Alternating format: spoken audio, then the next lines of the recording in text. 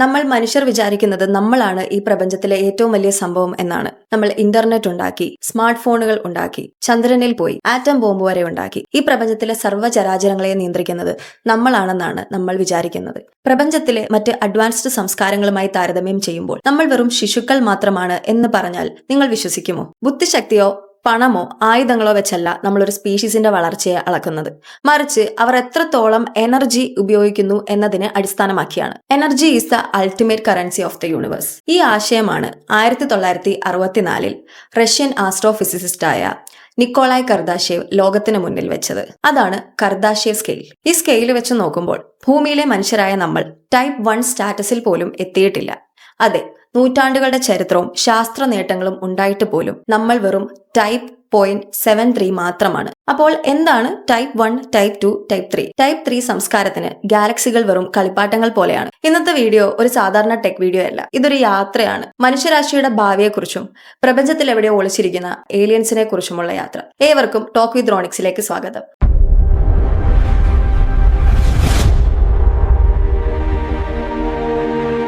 1960 Soviet യൂണിയനും അമേരിക്കയും തമ്മിൽ ബഹിരാകാശ പരീക്ഷണത്തിന് വലിയ മത്സരമായിരുന്നു. അപ്പോഴാണ് നിക്കോളായ് കർദാഷേവ് എന്ന ശാസ്ത്രജ്ഞൻ CTA 102 എന്ന ക്വാസർ സിഗ്നൽ പഠിക്കുന്നത്. അദ്ദേഹം ചിന്തിച്ചു, ഈ പ്രപഞ്ചത്തിൽ നമ്മളെക്കാൾ ബുദ്ധിയുള്ള ഏലിയൻസുകൾ ഉണ്ടെങ്കിൽ അവർ എങ്ങനെയാണ് ആശയവിനിമയം നടത്തുക? അവർക്ക് എത്രത്തോളം പവർ ആവശ്യമായി വരും? ഈ ചിന്തയിൽ നിന്നാണ് കർദാഷേവ് സ്കെയിൽ ജനിക്കുന്നത്. അദ്ദേഹം സംസ്കാരങ്ങളെ പ്രധാനമായും 3 തരംതിരിച്ചു: ടൈപ്പ് 1, ടൈപ്പ് 2, ടൈപ്പ് 3. പിൽക്കാലത്ത് പ്രശസ്ത ശാസ്ത്രജ്ഞൻ കാൾ സാഗൻ ഇതിനൊരു മാത്തമാറ്റിക്കൽ ഫോർമുല നൽകി. അതിനനുസരിച്ച് നമ്മൾ മനുഷ്യർ ഇപ്പോൾ കൃത്യമായി പറഞ്ഞാൽ ടൈപ്പ് 0.73 എത്തി നിൽക്കുന്നത്. എന്തുകൊണ്ടാണ് ഊർജം ഇത്ര പ്രധാനമാകുന്നത്? നമ്മൾ ഗുഹകളിൽ താമസിച്ചുകൊണ്ടിരുന്ന ശിലായുഗത്തിൽ നമ്മുടെ ഊർജം സ്വന്തം മസിലുകളിലും തീയും മാത്രമായിരുന്നു. പിന്നെ നമ്മൾ കാറ്റ് ഉപയോഗിച്ചു, കൽക്കരി ഉപയോഗിച്ചു. ഇൻഡസ്ട്രിയൽ റവല്യൂഷൻ വന്നതോടുകൂടി നമ്മൾ പെട്രോളിയം ഉപയോഗിക്കാൻ തുടങ്ങി. നമ്മൾ കൂടുതൽ ഊർജം ഉപയോഗിക്കാൻ തുടങ്ങിയപ്പോൾ നമ്മുടെ സാങ്കേതിക വിദ്യയും വളർന്നു. അതുകൊണ്ട് ഒരു സ്പീഷീസിന്റെ വികസനം അളക്കാൻ എനർജി അല്ലാതെ മറ്റൊരു യൂണിറ്റ് ഇല്ല. നമ്മൾ ടൈപ്പ് 1 ആകണമെങ്കിൽ നമ്മൾ ഇപ്പോൾ ഉപയോഗിക്കുന്ന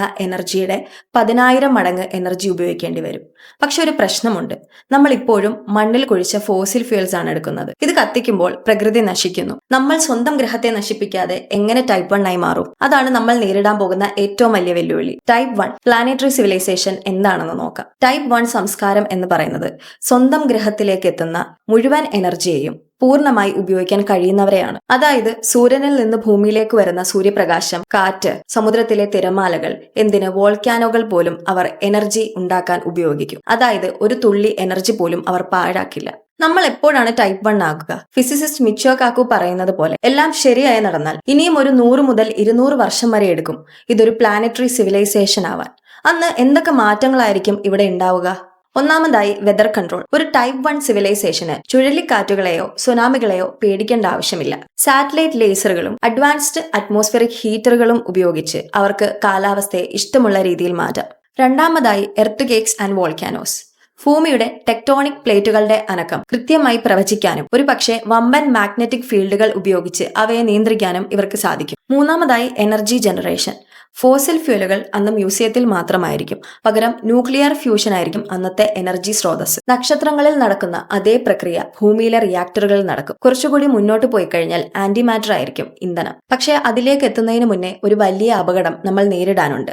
ശാസ്ത്രജ്ഞർ അതിനെ ദ ഗ്രേറ്റ് ഫിൽട്ടർ എന്ന് പറയും. സാങ്കേതിക വിദ്യ വളരുന്നതിനനുസരിച്ച് സ്വയം നശിച്ചു പോകാനുള്ള സാധ്യതയും കൂടും. ന്യൂക്ലിയർ യുദ്ധങ്ങൾ, ക്ലൈമറ്റ് ചേഞ്ച്, നമ്മൾ ഉണ്ടാക്കുന്ന ആർട്ടിഫിഷ്യൽ ഇന്റലിജൻസ് തന്നെ നമ്മളെ നശിപ്പിച്ചേക്കാം. ടൈപ്പ് 1 ആകുന്നതിന് മുമ്പേ തന്നെ പരസ്പരം അടിച്ചു മരിക്കുമോ എന്നതാണ് ഏറ്റവും വലിയ ചോദ്യം. നമ്മൾ ഗ്രേറ്റ് ഫിൽട്ടർ മറികടന്നു എന്ന് കരുതുക. ഒരു ഘട്ടം കഴിയുമ്പോൾ ഭൂമിയിലെ ഊർജം നമുക്ക് തികയാതെ വരും. നമ്മുടെ ജനസംഖ്യ കൂടും, ടെക്നോളജി വലുതാവും. അപ്പോൾ നമ്മൾ ടൈപ്പ് 2 സ്റ്റെല്ലാർ സിവിലൈസേഷനിലേക്ക് കടക്കും. ടൈപ്പ് 2 എന്ന് വെച്ചാൽ സ്വന്തം നക്ഷത്രത്തിന്റെ മുഴുവൻ ഊർജവും വലിച്ചെടുക്കാൻ കഴിയുന്ന സംസ്കാരമാണ്. ഭൂമിയിലെ ഇന്നത്തെ മുഴുവൻ ഊർജ്ജ ഉപഭോഗവും എടുത്തു നോക്കിയാൽ 1 സെക്കൻഡിലെ സൂര്യന്റെ എനർജി മതി മനുഷ്യർക്ക് ലക്ഷക്കണക്കിന് വർഷങ്ങൾ ജീവിക്കാൻ. പക്ഷേ ആ എനർജികളെല്ലാം ബഹിരാകാശത്തേക്ക് പോവുകയാണ്. ഇത് തടയാൻ ടൈപ്പ് 2 സംസ്കാരം നിർമ്മിക്കുന്ന മെഗാ സ്ട്രക്ചറാണ് ഡൈസൺ സ്പിയർ. അതായത് സൂര്യനെ വലിയ ഇരുമ്പ് കവചം കൊണ്ട് മൂടുക, അല്ലെങ്കിൽ കോടിക്കണക്കിന് സോളാർ പാനലുകൾ സൂര്യനു ചുറ്റും ഒരു വലയം പോലെ നിർത്തി ഊർജം ശേഖരിക്കുക. ഒരുപക്ഷെ മെർക്കുറി, വീനസ് പോലെയുള്ള ഗ്രഹങ്ങളെ പൂർണ്ണമായും പൊടിച്ച് അതിലെ മെറ്റൽ ഉപയോഗിച്ചായിരിക്കും ഡൈസൺ സ്പിയർ നിർമ്മിക്കുന്നത്. ടൈപ്പ് 2 ടൈപ്പ് 2 സിവിലൈസേഷൻ എന്ന് പറയുന്നത് ഇമ്മോർട്ടൽ ആണ്. അവർക്ക് വംശനാശം സംഭവിക്കാനുള്ള സാധ്യത വളരെ കുറവാണ്.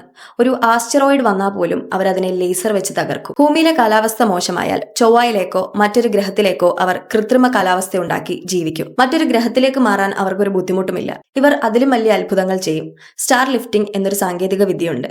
സൂര്യന്റെ ആയുസ് നീട്ടാൻ വേണ്ടിയിട്ട് സൂര്യനിൽ നിന്ന് പദാർത്ഥങ്ങളെ വലിച്ചു പുറത്തെടുത്ത് പുതിയ ഗ്രഹങ്ങളോ സ്പേസ് സ്റ്റേഷനുകളോ നിർമ്മിക്കാൻ ഇവർക്ക് കഴിയും. സ്റ്റാർ ട്രെക്ക് സിനിമയിലെ ഫെഡറേഷൻ ഒക്കെ ഏതാണ്ട് ടൈപ്പ് 2 അടുത്തായിട്ടാണ് വരുന്നത്.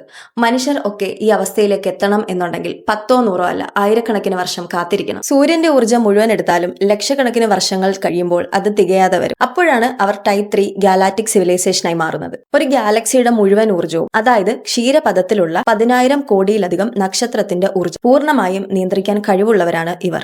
ഇവരെ കണ്ടാൽ അക്ഷരാർത്ഥത്തിൽ നമ്മൾ ദൈവം എന്ന് വിളിക്കും.